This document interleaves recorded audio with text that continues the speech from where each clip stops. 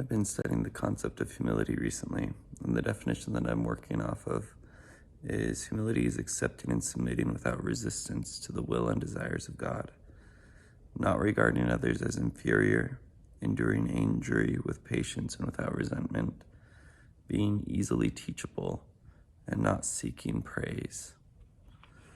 And as part of this study, I am listing 3 things that I'm grateful for every day. And so for December 30th, 2021, I'm grateful for faithful people throughout the ages who were inspired by God and who did their best. I'm reading some old literature in the Harvard Classics, which is a series of books, and I'm reading some things from Plato, from early colonial America, from lots of different time periods, and there are lots of people who felt that the good things that they were doing were inspired by God.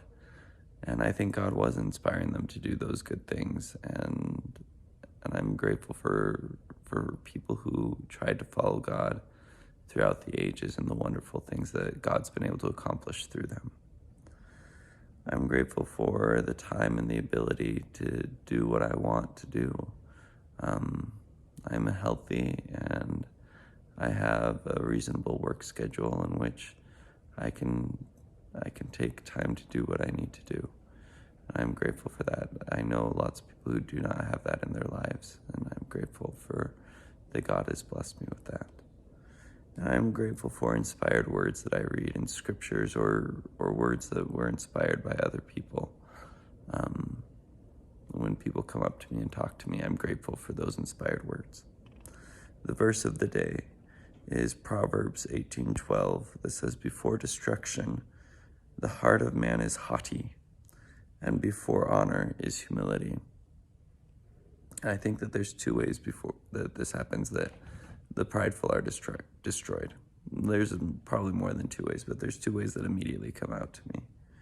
One is that a humble man or woman is teachable and therefore more easily adapts to changing circumstances and avoids destruction.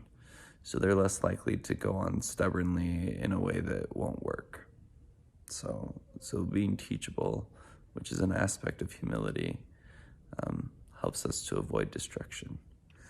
But also the second thing that popped up to me is being humble is being able to submit to the will of God without resentment. And so when bad things happen to a humble person, they don't feel destroyed. It doesn't destroy them. They simply submit to it. So the same bad thing could happen to a haughty person and to a humble person, but to a humble person, they would accept it and submit to it and learn from it. Whereas a haughty person or a prideful person would be destroyed. It would crush them. So a lot of it is the outlook on life.